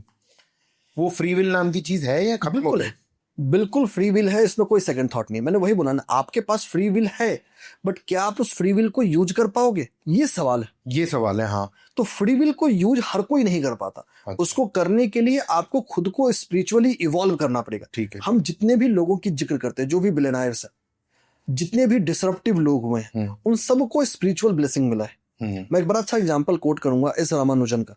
एस रामानुजन, हाँ, मैथमेटिशियन थे, बड़े अच्छे इंडिया के थे, one of the finest mathematician ever born in world. उनकी तो बड़ी ओपन पब्लिक एक्सेप्टेंस है कि वो माता को मानते थे और वो मानते थे कि जो माता ने उनको बोला वही वो थ्योरम्स या प्रूफ के रूप में लिख रहे हैं। अच्छा। उसको बाद में लोगों ने साबित किया। अच्छा, ये मुझे नहीं पता। अगर स्टीव जॉब्स की भी बात कर ले तो उनकी और नीम करोली बाबा की एक बड़ी अच्छी कहानी है। एक बड़ी अच्छी इंसिडेंट है। काफी लोग उसको मानते हैं, काफी लोग उसको नहीं मानते हैं। हम जेपी मॉर्गन की बात करें, जो जेपी मॉर्गन चेज के थे, उन्होंने भी बोला कि भाई if you want to be billionaire you have to be in touch with astrology. तो जो भी आपको डिसरप्टिव लोग होते हैं वो हमेशा स्पिरिचुअली स्ट्रांग होते हैं। करेक्ट। जितने बिलियनियर आपको मिलेंगे वो उतने ही बड़े फिलैंथ्रोपिक है। एक चीज आप नोट करिएगा, जितने बड़े बिलियनियर बने हैं आज तक, आज हैं, जिस दिन उन्होंने फिलैंथ्रोपी कर ली, जिस दिन उन्होंने एक सिग्निफिकेंट पोर्शन ऑफ उनका वेल्थ दान कर दिया, उनकी जो स्पिरिचुअल ग्रोथ है या उनका जो मैटेरियल ग्रोथ है वो भी एक्सपोनेंशियल हो गया। अच्छा। तो या हम बात करते हैं गैलीलियो गैलीली की, जो बहुत बड़े साइंटिस्ट थे, बहुत कुछ रिमार्केबल क्रिएशन किया, अपने रिसर्च की वजह से काफी लंबे समय तक जेल में भी रहे। वो भी एक एस्ट्रोलॉजर थे, वो भी मिस्टिक साइंसेस को बिलीव करते थे, मिस्टिक साइंसेस को यूज करते थे। तो एस्ट्रोलॉजी को मैं जीवन जीने का मैनुअल मानता हूँ। ये जीवन जीने का एक मैनुअल है, जीवन जीने का एक तरीका है, एक चॉइस है। और इस चॉइस को जब हम लिवरेज करते हैं ना, तो ये प्रकृति के तोहफा के रूप में, प्रकृति के गिफ्ट के रूप में हमारे पास आता है। तो कहने का ये मतलब ये है कि अगर मेरी कुंडली में नहीं भी है तो भी मैं उस चीज से लड़के उसको अचीव कर सकता हूँ। थ्योरेटिकली यस, बट वहां आपको समय से तेज चलना पड़ेगा, प्रोएक्टिवली काम करना पड़ेगा। तो देखिए, हो सकता है कि हम उस पूरे मंजिल तक नहीं पहुंचे, बट उस मंजिल में इतने मुकाम तक पहुंच जाए कि एक बहुत अच्छा मुकाम है। जैसे एक विद्यार्थी जब एग्जाम देता है तो 100 नंबर टारगेट करता है, 100 नहीं भी आया तो 90 आया, ही इज हैप्पी। 70% भी आया तो भी उसको ऑनर्स मिलता है। ऑनर्स कभी 100 नहीं होता, 75% भी मिलता है। तो अगर जब हमारे कुंडली में कोई योग नहीं भी है तो भी अगर उस दिशा में हम मेहनत करते हैं तो हम डेफिनेटली उसको क्रिएट कर सकते हैं। और क्रिएट से ज्यादा कि हमें उसकी जो डिजायर्ड रिजल्ट चाहिए, हम अपनी स्थिति से बेहतर जरूर होंगे, पर उसके लिए आप जैसे किसी ज्ञानी आदमी के पास आना पड़ेगा। अपने रास्ते पे भागते रहेंगे, कोई फायदा नहीं। बिल्कुल। सिद्धार्थ जी, एक बात बताओ, अभी जितनी देर हम बात कर रहे थे, जो मुझे समझ में आया, क्या ये कुछ स्पेसिफिक राशियां ही हैं जो लोग मिलियनेयर या एंटरप्रेन्योर बनते हैं, और या बाकी की जितनी राशियां बची हुई हैं उन स्पेसिफिक राशियों के अलावा वो 9 से 5 करने की जॉब के लिए बने हैं? कोई ऐसी कोई सेटिंग है क्या? हम यहाँ पे एक बहुत जरूरी चीज है समझने का कि राशियों का मतलब क्या है। अक्सर हम राशियों का मतलब ही नहीं समझते। करेक्ट। जब हम इंसान की बात करते हैं, इंसान के जीवन की बात करते हैं, तो किसी भी इंसान के जीवन में 4 तरह की राशियां होती हैं मुख्य तौर पे। सबसे पहले उसकी लग्न राशि, लग्न का मतलब जिसको हम एसेंडेंट या लग्न भी कहते हैं। दूसरा उसकी सूर्य राशि, की सूर्य देव उस व्यक्ति की कुंडली में कौन सी राशि में। अच्छा। तीसरा चंद्र राशि, कि चंद्रमा कौन सी राशि में है। अच्छा। और चौथा उसकी नाम राशि, कि उसका जो नाम का जो पहला इनिशियल या पहला जो साउंड है वो कौन सी राशि में आता है। तो ये चारों ही राशियां मिलके एक पर्सन को शेप करती हैं, एक पर्सन को फॉर्म करती हैं। आम बोलचाल की भाषा में जब हम राशि का जिक्र करते हैं ना, तो इस बारीकी से कहीं दूर हट जाते हैं। पहली चीज तो ये। दूसरा जो जरूरी चीज है समझना, इंसान के जीवन में, जैसे हम अगर अपनी बात करें, यहाँ हम दोनों साथ बैठे, अगर हम ये चाहें कि हमारा सर यहाँ से उठ के कहीं और चला जाए और जाके कहीं शॉपिंग करके आ जाए, वो इम्पॉसिबल है। वैसे ही कुंडली है। कुंडली अपने आप में एक सिस्टम है, एक शरीर है, जिसका हर भाव, हर ग्रह कुछ ना कुछ कह रहा है, कुछ ना कुछ बता रहा है। तो इन सारे चीजों का जो सामंजस्य होता है ना, वो ये तय कर सकता है कि किसी इंसान के जीवन में उसका जो फाइनेंशियल अपलिफ्टमेंट है वो मिलियनेयर वाला है या बिलियनेयर वाला है। और साथ ही साथ उसको सही समय पे सही दशाओं का मिलना, और उन दशाओं के हिसाब से उसका उनको एग्जीक्यूट करना। जो एग्जीक्यूशन कर्म है वो भी उतना ही जरूरी है, वो भी उतना ही एसेंशियल है। अच्छा। हाँ, लेकिन एक चीज और है, अगर हम इसको रिवर्स इंजीनियर करें कि हम इस समय में जितने भी बिलियनायर्स हैं उनकी बात कर ले, या जितने मिलियनायर्स हैं उनकी बात कर ले, तो डेफिनेटली एक डेटा है। जब हम उसको देखेंगे, रिवर्स इंजीनियर करेंगे, तो डेफिनेटली कोई डेटा ज्यादा आएगा, कोई डेटा कम आएगा। तो ये जो हम इनपुट या आउटपुट सुनते हैं वो एक रिवर्स इंजीनियर है। तो अगर हम सपोज दें कि अगर मैं 100 लोगों को देखूं या 100 बिलियनर को देखूं, तो उसमें ये राशि डोमिनेट कर रही है, ये राशि ज्यादा है, उसका मतलब सिर्फ इतना है। ये मतलब नहीं है कि ये राशि वाले ही बिलियनर बनेंगे। तो दोनों दो चीजें, दोनों को रिवर्सिबल नहीं, दोनों को हम वाइसा वर्सा नहीं समझ सकते। तो यहाँ पे हर राशि, चाहे वो लग्न राशि हो या सूर्य राशि हो या चंद्र राशि हो या नाम राशि हो, हर राशि वाला कम से कम एक व्यक्ति मिलियनेयर या बिलियनेयर की लिस्ट में होगा। अगर एक भी है, एक बड़ी पुरानी सेइंग है जो मैं बड़ा पसंद करता हूँ। जब मैं कॉलेज में था तो मेरे एक सर ने ये लाइन बोली थी क्लास में, और हमेशा मैं पसंद करता हूँ, if anyone can do it why can't I. अगर दुनिया में एक भी व्यक्ति उस काम को कर सकता है तो मैं क्यों नहीं। तो अगर किसी के मन में ये आता है कि भाई मेरी फलानी राशि, और वो कहीं सुन लिया या देख लिया कि वो मिलियनेयर या बिलियनेयर नहीं है, तो गूगल पे जाइए, बिलियनेयर की राशि देखिए, आपकी राशि वाला कोई ना कोई वहां होगा। तो यहाँ पे राशियों से ज्यादा पूरी कुंडली मैटर करती है। पूरी कुंडली एक सिस्टम के रूप में, और उसके सामंजस्य एफर्ट, ये जरूरी है। हाँ, बट डेटा के बेस में डेफिनेटली मतलब कुछ ना कुछ राशियां होंगी जो डोमिनेट करेंगी या मेजोरिटी डोमिनेट करेंगी। इसकी वजह ये होती है कि वो जब राशियां होती हैं, वो जो राशियां जब आती हैं, तो उन राशियों के केस में जो पर्सन का जो डेडिकेशन या जील टुवर्ड्स दैट एक्शन है वो बेहतर होता है। एक और चीज यहाँ समझने की जरूरत है, जैसे मान लेते हैं हम सब पानी लेते हैं, अगर पानी को अलग अलग कंटेनर में रखें तो अलग अलग तरीके से बिहेव करेगा। वैसे ही हम इंसान इस सृष्टि में पड़े हुए हैं। तो जो सृष्टि की कुंडली है, या जो इस पृथ्वी की कुंडली है, जो देश की कुंडली है, जो परिस्थिति की कुंडली है, जिसको मेदनीय ज्योतिष या मुंडेन एस्ट्रोलॉजी बोलते हैं, इनका भी प्रभाव पड़ता है। तो इनका प्रभाव हमारे प्रभाव को बदल सकता है। जैसे मैं एक सिंपल पेड़ को ओपन में रखूं या इंडोर में रखूं, वो अलग अलग तरीके से ग्रो करेगा। और ये पूरा एक साइंटिफिक एक्सपेरिमेंट है कि आप अगर पेड़ को एक बंद कमरे में रख दें तो सूर्य की दिशा में वो मुरझाएगा। सही बात है। पूरे उसी तरीके से जो हमारा मुंडेन एस्ट्रोलॉजी है ना, वो चीजों को सेप अप करता है, वो चीजों को इवॉल्व होता है। यही मैं इनोवेशन की बात कर रहा हूँ कि हमें यहाँ खुद को इवॉल्व करने की जरूरत है। आज के हिसाब से कॉन्टेम्परेरी वर्ल्ड के हिसाब से बदलने की जरूरत है। तो आपने सर ये डेटा तो चेक किया होगा, सबसे ज्यादा कौन सी राशि निकल के आई थी उसमें, कोई याद है आपको?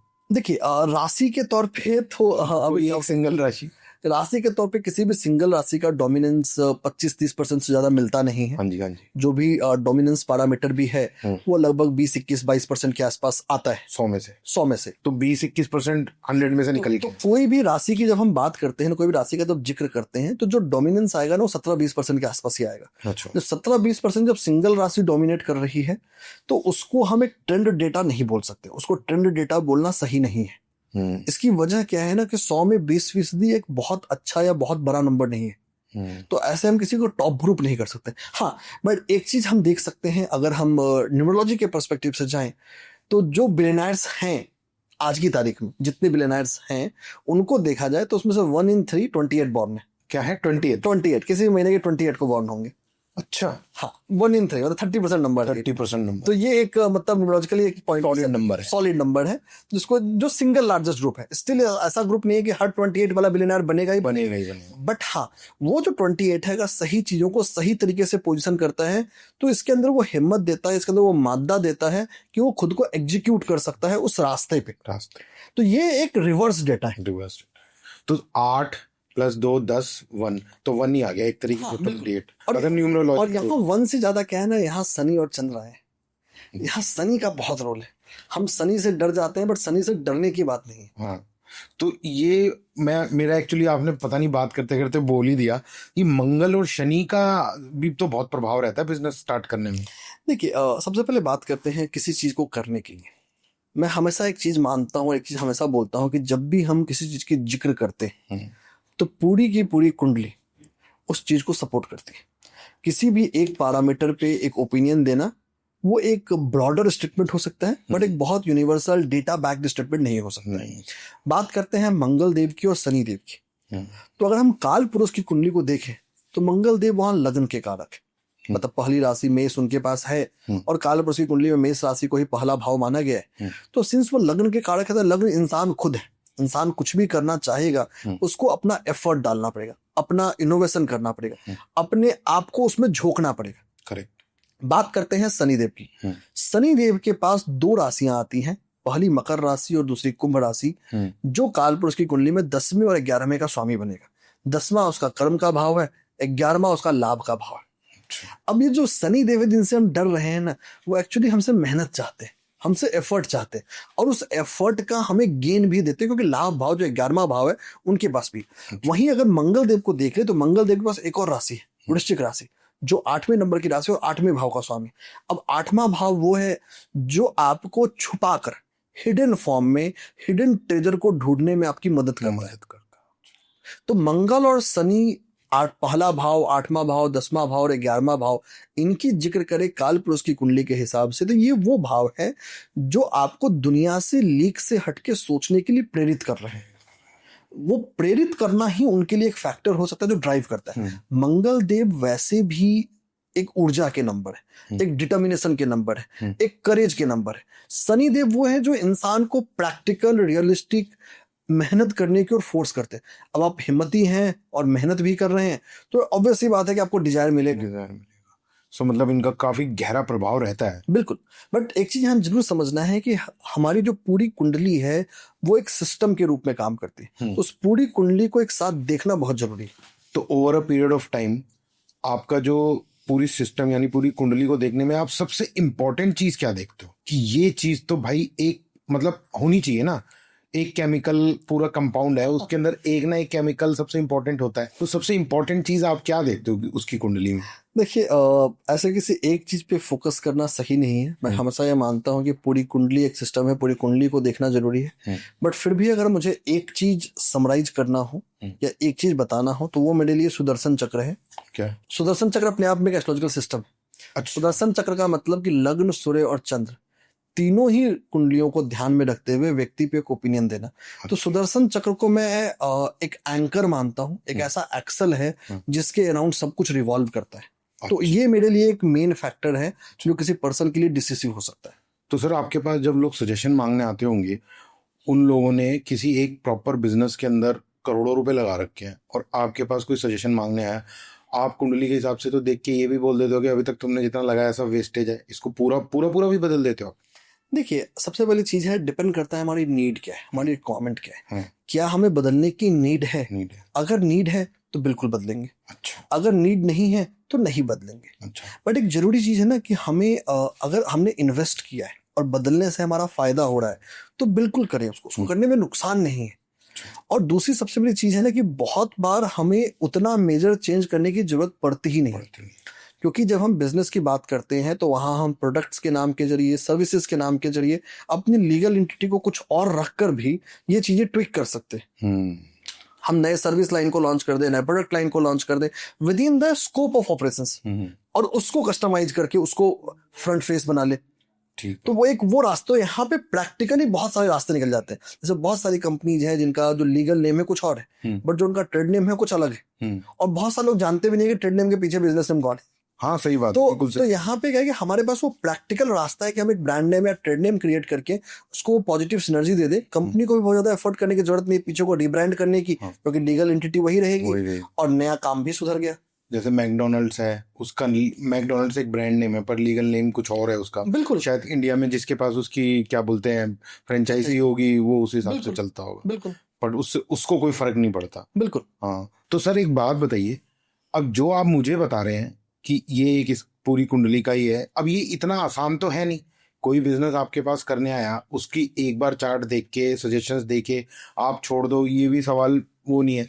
तो उसको टाइम कितना लगता है, मतलब आप उसके साथ जुड़ के कितना टाइम रहते हो? देखिए सबसे पहले चीज क्या है ना, ये जो ऑपरेट करता है कि रिटेनर मॉडल में ऑपरेट करता है। रिटेनर मॉडल का मतलब एक लॉन्ग टर्म कमिटमेंट होगा, और ये long term commitment CXO level पे होगा। अच्छा। कि जहाँ पे कि जो मेरे इनपुट्स हैं उसको आप इनकॉर्पोरेट करो। अच्छा। इनफैक्ट मतलब ये सिर्फ इंडियन ही नहीं है, एक बड़ा इंटरेस्टिंग चीज यहाँ बताऊंगा, जो इंडियन बिजनेसेस है या इंडियन CXOs है ये कंपेरेटिवली लेस एडेप्टिव हैं टू स्पिरिचुअलिटी या एस्ट्रोलॉजी। जो वेस्टर्न बिजनेसेस है US में या यूरोप में, वो ज्यादा ओपन हैं एस्ट्रोलॉजी को या साइकिक्स को यूज करने। बहुत सारे ऐसे बिजनेसेस हैं US और यूरोप में जो साइकिक्स को अपने बहुत क्लोजली रखते हैं और उसको अपने डिसीजन मेकिंग में यूज करते हैं। देखिए हमने बिजनेस डिसीजन करने के लिए बहुत सारी चीजों को यूज किया। एस्ट्रोलॉजी या हमारा ऑकल्ट साइंसेस एक पैरामीटर बन गया। करेक्ट। तो जब हम बिजनेस के साथ काम कर रहे हैं, बिजनेस के साथ जब इवॉल्व कर रहे हैं, तो एक रिटेनर मॉडल होगा। रिटेनर मॉडल का जहां हम लॉन्ग टर्म आपके साथ काम कर रहे हैं। अच्छा। आपको मिनिमम मेरे साथ कम से कम 2-3 क्वार्टर काम करना पड़ेगा, ताकि जो चीजें हम इम्प्लीमेंट करें, जो चीजें एग्जीक्यूट करें, उसका हम रिजल्ट मेजर कर पाए। और ऑब्वियसली बात है, जब हम मिलते हैं, जब हम डिस्कस कर रहे होते हैं, तो हम एक एक्सपेक्टेशन सेट करते हैं कि this is what you are expecting to grow, this is what I feel you can grow, and this is which will make us to grow from here to hair.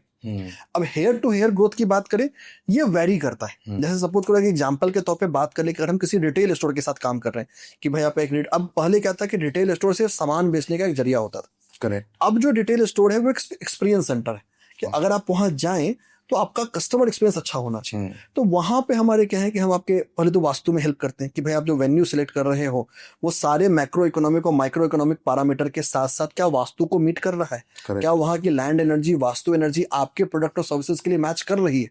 अगर कर रही है तो बहुत अच्छी बात, नहीं कर रही है तो उसको हम ठीक करते हैं। अगर मान लिया कि कोई रनिंग बिजनेस हमारे पास आया और स्ट्रक्चरल चेंजेस नहीं कर सकता है, तो आपके इंटीरियर डेकोर की वजह से चीजों को, प्लांट्स को लगा के, कलर्स को लगा के क्या वहां हम चीजें चेंज कर सकते हैं। अच्छा। वो भी करते हैं। साथ ही साथ हम अरोमाज भी करते हैं। अरोमाज का मतलब आप किसी स्पेसिफिक स्टोर में जा रहे हो, आपको अच्छा लगता है, यू फील हैप्पी। अब ये एक प्रूवन साइंस है कि अलग अलग जो अरोमाज हैं, अलग अलग जो स्मेल हैं, वो ह्यूमन इमोशंस में अलग अलग चीजें ट्रिगर करते हैं। इसको हम बोलते हैं, या इसको मैं बोलता हूँ जोनल अरोमाज। कि अगर आप किसी स्टोर में गए हैं, जब कैश काउंटर के पास है, तो वहां या एक ऐसे अपने सेल्स जोन में, एग्जीबिशन जोन में है, ऐसे अरोमाज डालो जहां लोग ज्यादा खर्च करना चाहें। अगर मैं अपने एक्सपीरियंस से बात करूँ ना, तो हमने बहुत सारे ऐसे स्टोर्स के साथ काम किया है मिडिल ईस्ट में। इंडिया में कम काम किया है, मिडिल ईस्ट में ज़्यादा काम किया है, जहां हमने उनके एवरेज ऑर्डर वैल्यू को 20-22% तक ग्रोथ दिया है, just by implementation of aroma therapies. और पर सर कोई अरोमा वाला ही आ गया आपके पास तो उसको भी ग्रो कराएंगे। उसको कहाँ अरोमा लगाओगे, क्योंकि उसकी दुकान में तो ऑलरेडी इतने अरोमा तो वहाँ बहुत सारे हैं, तो वहाँ कंपनसेट करना भी जरूरी है, बहुत जरूरी। दूसरा, और सिर्फ यहाँ ही नहीं, अब मान लिया कि मेरा जो कस्टमर है वो आया है, वो परेशान है, दुखी है, मेरे सर्विस से बहुत हैप्पी नहीं, ऐसे कस्टमर्स आएंगे। अब उनको क्या चाहिए, काम करे, शांत करे। तो वैसे भी हम अरोमा जोन्स क्रिएट करते हैं रिजोल्यूशन सेंटर के आसपास, जहां पर्सन पेसिफाई हो जाए, पर्सन आपकी बातों को मान ले। तो और ये जो अरोमाज है ना, ये साइंटिफिकली स्टैब्लिश्ड है। बिल्कुल सर। एस्ट्रोलॉजी पावर्ड जो अरोमाज हैं, वो शायद मैं ही हूं जो कर रहे हैं, जो हम एस्ट्रोलॉजी ड्राइव्ड जो सेंटर कोऑर्डिनेटर्स हैं, जो CXOs हैं, उनके बेस पे हम करते हैं। इनफैक्ट मतलब एक बड़ा इंटरेस्टिंग सजेशन मैं देता हूं कभी कभी, कि आने वाले समय में, नॉट इमीडिएटली बट आने वाले समय में, खासकर अगर हम 5-10 साल बाद देखेंगे ना, तो आप हर कंपनी के बोर्ड पे फॉर्मली या इनफॉर्मली एक एस्ट्रोलॉजी ऑफिसर को देख रहे होंगे, जिसका काम ही होगा जो बहुत क्लोजली स्ट्रेटजी के साथ काम करेगा और उनको वो इनपुट्स देगा जो इनपुट्स उनके फ्यूचर प्लानिंग में उनको हेल्प करे। और अभी भी ऑफ रिकॉर्ड, ऑफ कैमरा बहुत सारे CXOs हैं जो इसको कहीं ना कहीं लिवरेज कर रहे हैं। बट आने वाले समय में हम इसका एक फॉर्मलाइजेशन होता हुआ देखेंगे, जैसे जैसे जेन जी और जेन अल्फा लीडरशिप में आएंगे। तो ये जो इनका एडेप्टेशन है, क्योंकि ये मोर वोकल है अपने प्रेफरेंसेस के लिए, अपने चॉइसेस के लिए, तो इनकी जो वोकलिटी है ना, इसको फॉर्मल होते हुए भी देखेगी। सही कह रहे हो आप सर। आजकल एस्ट्रोलॉजी ऑकल्ट जो है ना, ये वो घेनुआ वस्त्र वालों से ऊपर उठ के एक अलग लेवल पे तो चली गई है। और आपने जो बोला ना CE और ये सब, ये तो होगा, 110% होगा, ये तो बिल्कुल सही कह रहे हो आप सर। एक बात बताओ, व्यूअर्स जो हमारे देख रहे हैं, उनके लिए उनका भी थोड़ा भला हो जाएगा। कोई ऐसी अरोमा जो वो अपने स्टोर में या ऑफिस में लगा लें, जिससे उनको पॉजिटिव वाइब्स मिलती रहे, कोई सजेस्ट करोगे? देखिए, सबसे पहली चीज, कोई भी ऐसा स्टैंडर्ड अरोमा नहीं हो सकता और सबके लिए काम करे। अच्छा। उसके बिजनेस के हिसाब से, पर्सन के डिटेल के हिसाब से चीजें चेंज करती हैं। तो यहाँ पे किसी भी स्टैंडर्ड अरोमा को लगाना सही नहीं। बट हाँ, अगर इन जनरल बात करें तो आपका अरोमा ऐसा होना चाहिए जो पर्सन को हैप्पी वाइब दे, एक पॉजिटिव वाइब दे। अगर हैप्पी और पॉजिटिव वाइब की बात करें तो यहाँ पे बहुत सारे ऑप्शंस हो सकते हैं, जैसे लेवेंडर एक अच्छा ऑप्शन है, फ्रैंकनीज एक अच्छा ऑप्शन है, पचौली एक अच्छा ऑप्शन है, और भी बहुत सारे ऑप्शंस हो सकते हैं। बट हमारा ओवरऑल गोल होगा हैप्पी और एक देने का। दूसरा, बिजनेस बहुत मैटर करता है। करेक्ट। अगर मान लिया कि मेरा कोई फूड का स्टोर है, तो वहां हैप्पी से काम नहीं चलेगा, वहां लोगों को भूख लगनी चाहिए, दे शुड फील क्रेविंग। तो वहां वो अरोमा देने जहाँ क्रेविंग है, ताकि वो और ज्यादा खर्च करे। आपने ये अभी बोला, मुझे सडनली रियलाइज हुआ, कुछ रेस्टोरेंट्स में मैं जाता करते हैं तो वहाँ एक अजीब सी खुशबू होती है, जिसको सूंघ के पता नहीं भूख लगती है। बिल्कुल। तो ऐसे बहुत, देखिए मैं वही बोला ना, अरोमा एक हिडन सीक्रेट है। इस पूरे टर्म जिसकी हम बात कर रहे हैं, अरोमाज, कलर्स, वास्तु, इनको एक बड़ा अच्छा नाम दिया गया, इसको बोलते हैं न्यूरो मार्केटिंग। न्यूरो मार्केटिंग का मतलब कि हम न्यूरोलॉजिकल प्रिंसिपल्स को, इंसान के इमोशन को यूज कर रहे हैं अपनी सर्विसेज को मार्केट करने के लिए। अब ये एथिकली कितना सही है, एथिकली कितना सही नहीं है, वो एक दूसरा डिबेट है, उस पर किसी दिन और चर्चा करेंगे। बट डेफिनेटली इसको ग्लोबली हम लेवरेज, एक बहुत इंटरेस्टिंग चीज है ना, और जो शायद बुरी चीज भी, कि जो हमारे एस्ट्रोलॉजी के प्रिंसिपल्स हैं या जो हमारे वैदिक विजडम के प्रिंसिपल्स हैं, उनको अलग अलग तरीके से रीपैकेज करके हम लोगों को सेल किया जा रहा है। और हम उनको, मैं एक सिंपल एग्जांपल दूंगा अपने एक्सपीरियंस से। मुझे इंडिया में लगभग 1-1.25 साल लग गए अपना अरोमा क्लाइंट बेचने में, या पहला क्लाइंट ऑनबोर्ड करने में। अच्छा। मिडिल ईस्ट में या US में मुझे ये काम करने में सिर्फ 45 दिन लगे। आज भी जो मेरा मेन क्लाइंट बेस है वो मिडिल ईस्ट और US है एज कम्पेयर टू इंडिया, क्योंकि इंडियंस को पता नहीं ना, एक डर बैठ गया है, और डर से ज्यादा, अरे लोग जान जाएंगे तो मुझे ट्रोल कर देंगे। एट द एंड आप कुछ गलत नहीं कर रहे, आप किसी को फोर्स नहीं कर रहे, आप प्रकृति के तोहफों को यूज कर रहे हो। तो हमें उन्हीं तोहफों को, उन्हीं ब्लेसिंग्स को यूज करना है। और ऐसा नहीं कि सिर्फ रिटेल स्टोर वाले यूज कर सकते हैं, अगर आप एक D2C ब्रांड है तो भी आप अरोमा को यूज कर सकते हैं अपने पैकेजिंग मटेरियल में, कि आप जो प्रोडक्ट पैकेजिंग कर रहे हो। देखिए, आज की तारीख में सीधी सी बात है, हम किसी भी प्रोडक्ट को ले लें, हर प्रोडक्ट कमोडिटाइज हो चुका है। बिल्कुल हो चुका है। हर प्रोडक्ट, डिजिटल एड्स आसान हो गए हैं, आप 100 रुपए से भी फेसबुक पे या इंस्टाग्राम पे जाके एड चला सकते हैं। जब आपका प्रोडक्ट कमोडिटाइज्ड है, आपका एड का बैरियर ब्रेक हो चुका है, तो ऑब्वियस सी बात है आपका एग्जीक्यूशन मैटर करेगा, और एग्जीक्यूशन के साथ साथ ब्रांड लॉयल्टी मैटर करेगी। बिल्कुल सर। क्योंकि जो ब्रांड लॉयल्टी अगर आप आज नहीं बना पाओगे ना, तो कोई ना कोई आपको रिप्लेस कर देगा, और ब्रांड लॉयल्टी के लिए आपको सिग्नेचर्स चाहिए। तो aroma can be a great signature, कि जब लोगों के पास आपका प्रोडक्ट पहुंचे, आपका पैकेजिंग पहुंचे, तो उसको वो लगना चाहिए कुछ तो बात है, कुछ तो यूनिक है। तो आपने किया कि हम इसको भी कर रहे हैं। अच्छा, कर रहे हो? बिल्कुल, हमारे पास पूरी लिस्ट में क्लाइंट हैं, अच्छा, जहां पे कर रहे हैं, जिनके पूरे पैकेजिंग मटेरियल को उस अरोमा में ब्लेंड कर रहे हैं। इनफैक्ट हम कपड़े में भी ट्राई कर रहे हैं। तो कहने का मतलब ये है, जब वो पैकेज मेरे घर आएगा डिलीवर, मैं उसको खोलूंगा तो एक अरोमा आएगी, तो वो मेरा उसका सिग्नेचर बन जाएगा। उसका सिग्नेचर बनेगा कि जब अगली बार उस अरोमा को आप स्मेल करेंगे, you will feel positive, you will feel happy. और दूसरा कि आप उसको स्प्रेड करोगे वर्ड ऑफ माउथ, अरे बड़ा अच्छा था, आप उस स्मेल के लिए, उस वेरिएंट के उसके पास जाओगे। तो हमने मिडिल ईस्ट में हमारे पास 2-3 ब्रांड्स हैं, हम काम कर रहे हैं, और बहुत सारे ऐसे ब्रांड्स हैं जिनको हम अलग अलग जगह पे लिवरेज कर रहे हैं, अलग जगह पे चीजों को यूज कर रहे हैं। तो ये इनको मैं बोलता हूँ प्रैक्टिकल ब्लेसिंग्स ऑफ यूनिवर्स। जो प्रैक्टिकल के ब्लेसिंग्स है, चाहे वो कलर हो, चाहे वो अरोमा हो, चाहे वो हमारा सिंबल हो, चाहे हमारा शेप हो, चाहे हमारे नंबर्स हो, इन सारी चीजों को हम प्रैक्टिकली लिवरेज कर रहे हैं। ऐसा नहीं कि इंडियंस यूज नहीं कर रहे, इंडियंस भी यूज कर रहे हैं, और बहुत सारी कंपनीज कर रही हैं, बट उसको एस्ट्रोलॉजी ड्रिवन ना करके मोर ऑफ डिजाइनिंग प्रिंसिपल से या सस्टेनेबल प्रोडक्ट डिजाइन के प्रिंसिपल से कर रहे हैं। एस्ट्रोलॉजी यूज करने से ये पर्सनलाइज बन जाता है इसको, और ये जो पर्सनलाइजेशन है ना, वो की लीवर। ओके। और यहाँ पे एक जरूरी चीज है, अभी तक क्या है कि जो इनके अराउंड जो रिसर्च है वो लिमिटेड है। लिमिटेड इसलिए है क्योंकि यहाँ पे केस स्टडीज बनाने के लिए समय चाहिए। क्योंकि आप over a period of time observe करोगे, भाई आपने एडवाइस किया, साल में क्या हुआ, 2 साल में क्या हुआ, 5 साल में क्या हुआ, तो 5 साल आपको इंतजार करना पड़ेगा। जब टेक्नोलॉजी इवॉल्व हो रहा है, जैसे एआई आने से या बाकी चीजें आने से, जो हमारा हाइपोथेसिस टेस्टिंग है, इसके मैं पहले बात करता, वो आसान हो जाएगा, वो ईज हो जाएगा। जैसे यहाँ पे मतलब मैं बहुत सारे लोगों के साथ काम करता हूँ जो अपने मीटिंग्स को, खासकर हमारे पास बहुत सारी एमआरस हैं, मेडिकल रिप्रेजेंटेटिव, जो फार्मा कंपनी वाले, जो डॉक्टर के साथ जो मीटिंग करने जा रहे हैं, वो हमारे बताए हुए डेट्स पे जा रहे हैं, हमारे बताए हुए टाइम पे जाने की कोशिश करें, ताकि उनका जो मीटिंग है या उनका जो आउटकम ऑफ मीटिंग है वो पॉजिटिव ट्रांसलेट करे। अच्छा। और उनको वैसे भी मीटिंग करनी है, हाँ, वैसे भी जाना है, वैसे भी कन्वीनियंस देखना है, तो क्यों ना इसको लिवरेज करके हम उसके इफेक्टिवनेस को और बेटर कर दे। और ये जो लेवल इफेक्टिवनेस और बेटर होगा ना, ये उन चीजों को और बेहतर कर देगा। इनफैक्ट मतलब एक बड़ा इंटरेस्टिंग चीज यहाँ पे ऐड करूंगा कि अभी तो हम बस सर्विसेज की बात कर रहे हैं, आने वाले समय में खासकर, अब बहुत दूर नहीं, बस 2 से 3 साल में हम इंतजार करें, तो हम यहाँ पे अपने लाइफ का हर प्रोडक्ट एस्ट्रोलॉजी ड्रिवन या जॉडियक साइन ड्रिवन या ऑरा ड्रिवन दिखने वाले हैं। यूएस में या यूरोप में जो ऑरा इकोनॉमी है, ऑरा इकोनॉमी का मतलब प्रोडक्ट जो आपके ऑरा पे डिजाइंड है, वो बहुत ग्रो कर रही है। इंडिया में अभी बहुत नासेंट स्टेज है, बट मुझे लगता है कि जो अगला पर्सनलाइजेशन वेव या अगला जो प्रीमियम होने का जो ट्रेंड होगा ना, वो यही होगा कि हम चीजों को कैसे प्रीमियम करें बेस्ड ऑन पर्सनलाइजेशन। और एस्ट्रोलॉजी या न्यूमरोलॉजी या ऑकल्ट साइंसेस एक बहुत ही अच्छा टूल है किसी पर्सन के माइंड, बॉडी एंड सोल को समझने के लिए, पर्सनलाइजेशन लेवल बनाने के लिए। अब यहाँ सबसे बड़ा चैलेंज होता है कि पर्सनलाइजेशन को स्केल करना टफ होता है। बट मुझे ऐसा लगता है, जो मेरी अपनी समझ है, जहां मैं काम कर रहा हूँ, एआई या टेक्नोलॉजी आने से जो पर्सनलाइजेशन एट स्केल है, वो प्रॉब्लम सॉल्व हो जाएगी। और जिस दिन पर्सनलाइजेशन एट स्केल आ गया ना, तो चीजें बहुत एक्सपोनेंशियली ग्रो करेगी। इनफैक्ट एक बड़ा इंटरेस्टिंग चीज आपको शेयर करूंगा, मैंने पर्सनली रिसर्च करके एक मेथड बनाया है इंसान को पर्सनलाइज करने का। मतलब ये मेरी समझ है, और जो हमारे शास्त्र बोलते हैं कि कोई भी इंसान 3 चीजों से मिलकर बना है, mind, body and soul. Correct. इस माइंड, बॉडी एंड सोल को अगर हम समझें, तो हम पर्सन को ज्यादा बेहतर टारगेट कर सकते हैं, ज्यादा बेहतर उसकी लाइफ में वैल्यू ऐड कर सकते हैं। बिल्कुल। अभी हम क्या करते हैं, उनके डेमोग्राफिक पैटर्न हो गए, एज, जेंडर, लोकेशन, इनकम, ये वो, इसको या बिहेवियरल पैटर्न को या साइकोलॉजिकल पैरामीटर को यूज करते हैं। तो हमने किया क्या है, इन सारे पैरामीटर्स के प्लस में all the demographic and psychological parameters के एडिशन में एस्ट्रोलॉजी और आयुर्वेदा को लिवरेज करके एक 3 टायर पर्सनलाइजेशन प्लेटफॉर्म बनाया है। अच्छा। ये अभी एक रिसर्च बेस है। अच्छा। हमने इसका पेटेंट भी इंडिया में फाइल कर रखा है। अच्छा। तो इसका पेटेंट भी फाइल्ड है already, it is published. But India में क्या है, पेटेंट प्रोसेस थोड़ा समय लगता है फाइनली इवेंचुअली मिलने में कि गवर्नमेंट का डिसीजन कब आएगा, बट इट्स पब्लिश्ड।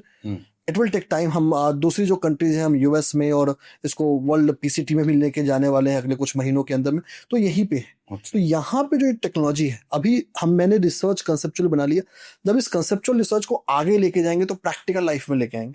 अब देखिए, ये चीजें मैं बिना इस रिसर्च के भी कर सकता हूँ, लोग मेरे बिलीफ पे या ट्रस्ट पे कि भाई ठीक है कबीर जी सिद्धार्थ को जानते हैं, सिद्धार्थ जी बोल रहे हैं हम कर लेते हैं, बट मेरे बाद क्या, ये मेरे पर डिपेंडेंट हो जाएगा। हाँ। जब तक मैं हूं, मैं कंसल्ट कर पा रहा हूँ, काम चलेगा। मैं कंसल्ट नहीं कर पा रहा हूँ, काम डाउन हो जाएगा। अगर मैंने इस प्रोसेस को इनोवेट कर दिया, ये प्रोसेस बेस कर दिया, तो मैं रहूं या ना रहूं, ये product will keep on running. तो यहाँ पे हम सिर्फ यही नहीं करें, तो ये इनोवेशन है तो कर। और ये मुझे लगता है ये जो पर्सनलाइजेशन है ना, ये अगला सबसे बड़ा ट्रेंड होने वाला है इस पूरे इंडस्ट्री में, कि हम चीजों को पर्सनलाइज कर सकते। हर किसी को पर्सनलाइज करा। देखिए बायर तो वही है, वही ग्रुप ऑफ बायर है, हर कोई उसको ऐड भेज रहा है, हर कोई मार्केटिंग कर रहा है। तो आपका जो डिफरेंशिएटर बनेगा या आपका जो यूएसपी बनेगा, वो आपका बनेगा आप चीजों को पर्सनलाइज कैसे कर सकते हो। एक सिंपल एग्जांपल दूंगा, अगर जैसे आज के दिन बहुत सारे लोग फैटिक हो रहे हैं ऐड देखने से। आप देखोगे लोग बोलते हैं अरे प्रीमियम दे दो बट ऐड मत दिखा। क्यों? क्योंकि वो टारगेटेड एड्स नहीं। और टारगेटेड इसलिए नहीं है क्योंकि हमने क्या किया, एक सिंपल फिल्टर लगाया है, सिंगल है ऐड भेज दो, मैरिड है ये ऐड भेज दो। हमने वहां पर्सनलाइज हम कोहर्ट्स नहीं बनाए। यहाँ जैसे एक बड़ा इंटरेस्टिंग चीज आपको बताऊंगा, हम बहुत सारे ब्रांड्स के साथ इंडिया में काम कर रहे हैं, ज्वेलरी ब्रांड्स हैं, D2C ब्रांड है, जिनको हम रिटेंशन कैंपेन में हेल्प कर रहे हैं। रिटेंशन कैंपेन का मतलब जो उनके एग्जिस्टिंग यूजर्स हैं, जिन्होंने ऑलरेडी एक परचेज कर लिया है, वो रिपीट ऑर्डर्स करें। अब उनको ईमेल्स जाने हैं, उनको एसएमएस जाने, तो हम वहां पे मोबाइल नंबर के बेस पे, उनके नाम के बेस पे कोहर्ट्स बनाते हैं कि उन कोहर्ट्स को किस डेट पे, किस टाइम पे, किस कलर में, किस फॉन्ट में कौन सा ईमेल कैंपेन या कौन सा कैंपेन जाना चाहिए। और यहाँ पे हम जो नॉर्मल हमारा जो मार्केट मेट्रिक है, अगर आपका जो क्लिक रेट है नॉर्मल कैंपेन्स में जो है, उससे हम कम से कम 1.5 to 1.7x का ग्रोथ देते हैं इस एस्ट्रोलॉजी या न्यूमरोलॉजी पावर्ड। और मुझे उस पर्सन का ना डेट ऑफ बर्थ चाहिए, कुछ नहीं चाहिए, मुझे सिर्फ उसका मोबाइल नंबर चाहिए जो आपके पास है, क्योंकि आप प्लेटफॉर्म पर रजिस्टर करते हैं, मोबाइल नंबर दे रहे हैं, और साथ ही साथ मुझे उसका नाम चाहिए। नाम दे दो तो बहुत अच्छा बात, नहीं दोगे तो कोई फर्क नहीं पड़ता है। मैं सिर्फ उसके, क्योंकि नॉर्मली मोबाइल नंबर तो हर जगह है, आपने नाम नहीं भी लिया, किसी कंपनी ने ईमेल आईडी नहीं भी लिया, मोबाइल नंबर तो है ही है। तो हम मोबाइल नंबर पे कोहॉर्ट बिल्ड कर पा रहे हैं और यहाँ रिजल्ट्स दे रहे हैं। अभी यहाँ भी हम प्रैक्टिकली भी क्लाइंट्स के साथ काम कर रहे हैं और इस पर रिसर्च भी कर रहे हैं कि आने वाले समय पे इस रिसर्च पेपर भी पब्लिश करें कि भाई ये मेथड है तो काम कर रहा है। ये जो बोला, जो हमने पेटेंट की मैंने बात की ना, तो उस पेटेंट में सब कुछ है। ये सारा जो पर्सनलाइजेशन लीवर है वो उसी के आसपास बन रहा है। हाँ, एक बहुत डिटेल्ड नहीं है, एक बहुत बर्ड्स आई व्यू। आप समझिए मैं एज ए बिजनेस खर्च करने वाला हूँ, मुझे भाई मैसेज भेजना ही भेजना है, मुझे ईमेल भेजना ही भेजना है। इसमें मेरे किसी एम्प्लॉय का, मेरे किसी पर्सन का स्ट्रेटजी में, कंटेंट क्रिएशन में, भेजने में एफर्ट जाएगा, टाइम जाएगा, इन्वेस्टमेंट जाएगा।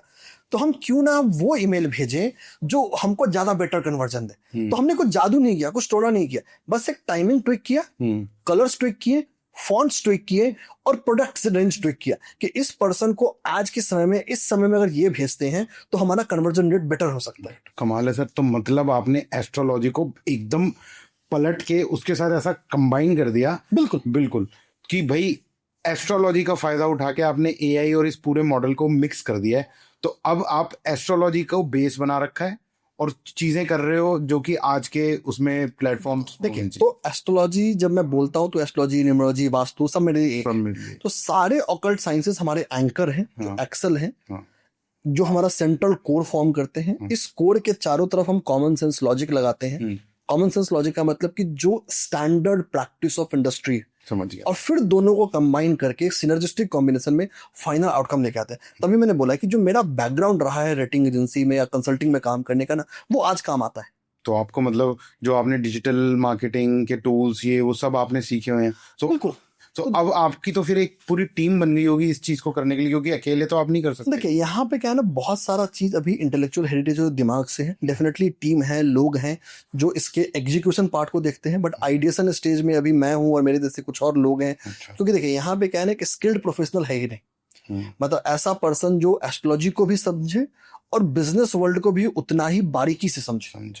तो ये जो स्किल सेट है ना, वो बहुत कम है। और इसी प्रॉब्लम को सॉल्व करने के लिए ना, मेरा खुद का टीचिंग विंग भी है जहां मैं पढ़ा भी रहा हूँ। अच्छा। मैं अपने पब्लिक कंसल्टेशन में आने से पहले मैंने पढ़ाना शुरू किया। अच्छा। ताकि आगे फ्यूचर में जब मैं इसको स्केल कर लूँ, इस कॉन्सेप्ट को ग्रो कर लूँ, रिसर्च ड्रिवन कर लूँ, तो जब मुझे लोगों की स्किल सेट की जरूरत हो तो मेरे पास एक ट्रेंड स्टूडेंट्स की बेस हो जो भी अपनी जर्नी में इवॉल्व करके तैयार हो, रेडी हो, प्रिपेयर्ड हो मेरे उस स्किल गैप को फुलफिल करने के लिए। तो उसमें आप क्या पढ़ाते हो सर?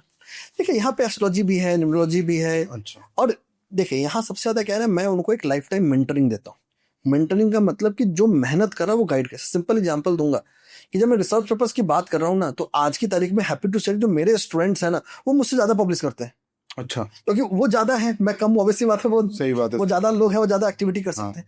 और मैं मानता हूँ एज अ टीचर मेरा सक्सेस तभी है जब मेरे स्टूडेंट मुझसे बेहतर करें। तो मैं ना ही सिर्फ खुद रिसर्च कर रहा हूँ, मैं अपने स्टूडेंट्स को भी प्रेरित कर रहा हूँ, उनको भी मोटिवेट कर रहा हूँ कि भाई आप ये स्ट्रक्चर्ड रिसर्च फॉर्मेट करें। ओके, सही और है। एस्ट्रोलॉजी एक ऐसा प्रोफेशन है ना जहाँ पे आपको हर एक्सपर्ट मिलेगा।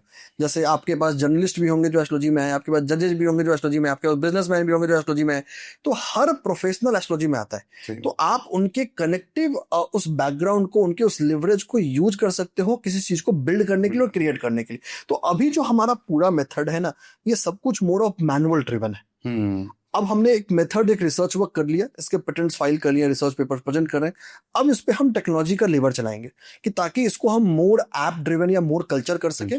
बट फिर उसके बाद उसको एक मोर वाइडर स्पेस मिलेगा। अभी ये मोर 1-to-1 कंसल्टेशन बेस है। आपने जो बताया ना सर कि आने वाले टाइम में हर एक कंपनी में एक एस्ट्रोलॉजर होगा। बिल्डर्स के पास तो एस्ट्रोलॉजर्स 110% होते हैं। देखिए ये तो बिना उसके चलते ही नहीं है। बिल्कुल सही बात है, इसमें कोई शक नहीं। इनफैक्ट मतलब एक बड़ा अच्छा आपने पॉइंट लिया बिल्डर वाला। एक बड़ा इंटरेस्टिंग डेटा बताऊंगा। अपने दिल्ली एनसीआर में बहुत सारे प्रोजेक्ट जो फंसे पड़े हैं। हाँ, बहुत पड़े हैं, बहुत स्टक पड़े हुए हैं। हाँ। इनफैक्ट अभी हमारे पास बहुत सारे RWA या बायर ग्रुप्स आ रहे हैं जो चाहते हैं कि हम उन पे वास्तु करें ताकि उनका प्रोजेक्ट मूव कर जाए। अच्छा। और हम रिजल्ट दे रहे हैं। अच्छा। जितने प्रोजेक्ट स्टक है दिल्ली एनसीआर में, अगर सबका वास्तु ऑडिट किया जाए, सबको वास्तु के प्रिंसिपल्स पे इवैल्यूएट किया जाए, सब में प्रॉब्लम है। अगर आपने उस पूरे सोसाइटी का जहां वो कंस्ट्रक्शन हो रहा है उसके वास्तु को फिक्स कर दिया, उसकी चीजों को फिक्स कर दिया, तो आप एटलीस्ट उसमें कंस्ट्रक्शन में गति ला सकते हैं। अच्छा। वो जो स्टक हुआ है स्टक नहीं होगा। अच्छा। तो इसको हम बोलते हैं लैंड वास्तु, या इसको बोलते हैं मुंडेन वास्तु। जहां पूरे के पूरे, देखिए नॉर्मली हमारा जो शहर होता था, पुराने शास्त्रों में जाएंगे तो वहां शहर निर्माण का प्रिंसिपल बताया गया है। हाँ। आज जो एक सोसाइटी है जहां पे 700, 800, 900 या 1000 फ्लैट है या 200 भी फ्लैट है, वो किसी बड़े शहर के कंपैरिजन में, एक छोटे शहरों में जाएंगे कितने घर होते हैं? 100, 125, 200 घर। हाँ, उस हिसाब से अगर मैं देखूँ तो भारत में आप गाँव में जाएंगे तो 50-60 घर का एक गाँव हो जाता है। गाँव हो जाते हैं। 200-250 घर के बड़े गांव होते हैं। हाँ। अपने दिल्ली एनसीआर में कम से कम ऐसे 100 सोसाइटी होंगे जिनमें कम से कम 500 से ज्यादा फ्लैट है। बिल्कुल। तो अपने आप में वो बड़ा गांव है। हाँ। और जब वो बड़ा गांव है तो उसका एक निर्माण है। हाँ। एक पूरा वास्तु मुंडेन वास्तु है। और इस मुंडेन वास्तु से हम उसको कर सकते हैं। यहाँ बहुत सारे हमारे पास बायर ग्रुप्स आए जहां हमने वैल्यू ऐड किया है। अच्छा। जहां हमने उन केसेस को मूव किया है। ऑब्वियसली बात है, हम कॉमन सेंस के खिलाफ नहीं जा सकते। मैं ये नहीं बोल रहा कि भाई हमारे पास आओगे हम जादू कर देंगे तुम्हारा प्रॉब्लम सॉल्व हो जाएगा, क्योंकि भाई अगर वो कोर्ट में स्टक है तो कोर्ट में समय लगेगा। हम इतना कर सकते हैं कि तुम्हारी जो जर्नी है, जो टाइम लगेगा, वो ज्यादा हो जाए, वो बेटर हो जाए, वो फास्टर हो जाए। और यहाँ अडॉप्ट कर रहे हैं क्योंकि जो वास्तु कंप्लायंट जो हाउसेस है, वास्तु क्लाइंट जो फ्लैट्स है ना, वो ज्यादा प्रीमियम प्राइसेस पे बिक रहे हैं। तो बिल्डर्स के लिए वो यूएसपी है। समझ। कोई भी बिल्डर ये नहीं चाहता कि भाई मेरा यूटिलिटी सेल ना, मेरा यूटिलिटी ना, हर कोई चाहता है मेरा यूटिलिटी सेल हो, तभी तो उसका नाम बनेगा कि भाई तूने इतना बेच लिया, मैं और बनाऊंगा और पैसे आएंगे। अगर इन्वेंट्री मेरा स्टक हो गया तो मेरा नाम खराब हो गया, मैं आगे कोई प्रोजेक्ट लॉन्च नहीं कर सकता। और कोई भी वन टाइम बिजनेस तो है नहीं, ये तो रिकरिंग बिजनेस है। एक सिंपल एग्जांपल दूंगा। अपने दिल्ली एनसीआर में एक सोसाइटी गुड़गांव में गिर गई, उसके कुछ फ्लैट्स गिर गए थे कुछ साल पहले, आपने न्यूज में सुना। उस बिल्डर के बाकी जो प्रोजेक्ट्स हैं कहीं ना कहीं सब पे एक बट्टा लग गया। सब पे अब तलवार अटक गई। सबका मतलब जो ऑक्यूपेंसी है, सबका जो कंज्यूमर सेंटीमेंट हो कमजोर हो गया।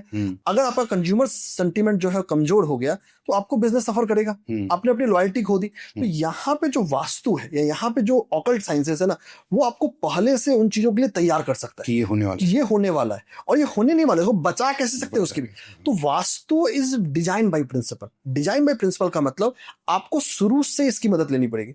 तो आज की तारीख में बहुत सारे ऐसे बिल्डर्स हैं, अपने प्रोजेक्ट्स का नाम, उनके लॉन्च डेट्स, कहाँ लॉन्च करेंगे, उनकी वास्तु बिल्डिंग बनाने से पहले के पूजे, हमारे शास्त्रों में सब लिखा गया है। हाँ, उनको कंटेम्प्रेरी इवॉल्व करना है इन प्रॉब्लम्स को सॉल्व करने के लिए और फिक्स करने के लिए। सर मुझे ऐसा लगता है कि जिन चीज़ों पे आप स्टडी कर रहे हो और जितनी मतलब कोर लेवल पे आपने काम किया है ना, ये एक पॉडकास्ट में समा नहीं सकता। इसके लिए हमारे को कम से कम 2, 3, 4, 5 कुछ पॉडकास्ट करने पड़े। बिल्कुल। पर मैं इतना जरूर जानता हूँ, आप जो भी कर रहे हो और जितने कॉन्फिडेंस और जितनी सच्चाई के साथ आपने बात करी, आई एम रियली हैप्पी कि आप यहाँ पे मेरे साथ बात करी और पॉडकास्ट करने के लिए आए। मैं व्यूअर्स को ये बताना चाहता हूँ कि सिद्धार्थ जी से जुड़ी जितनी डिटेल्स है ना, वो आपको हमारे डिस्क्रिप्शन बॉक्स में मिल जाएंगी।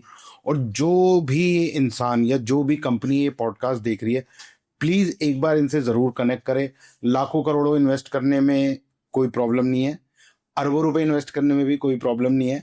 उसमें से 10-20% अगर यहाँ पे चले जाएंगे और आपका बिजनेस एकदम सिक्योर हो जाएगा, तो I think it's a win win situation. क्यों सर? बिल्कुल। आप कुछ कहना चाहते हैं जाने से पहले, अगर कुछ बोलना चाहते हैं?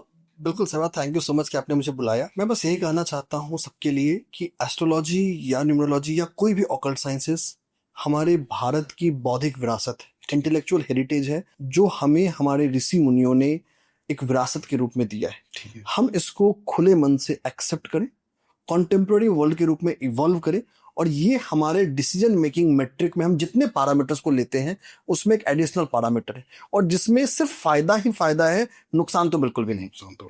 मतलब ये ना सोचे कि ये अंधविश्वास है, ये सितारा, ये तारा, ये ग्रह, ये सब एग्जिस्ट करते हैं बिल्कुल, तो आपके ऊपर प्रभाव डालेगा ही डालेगा। बिल्कुल डालेगा। तो इसी नोट के साथ सर, थैंक यू, आप आए। Thank you so much. बहुत बहुत धन्यवाद आने का। जरूर आपसे एक और अलग एपिसोड में मिलूंगा। बिल्कुल बिल्कुल। Thank you for coming. Thank you.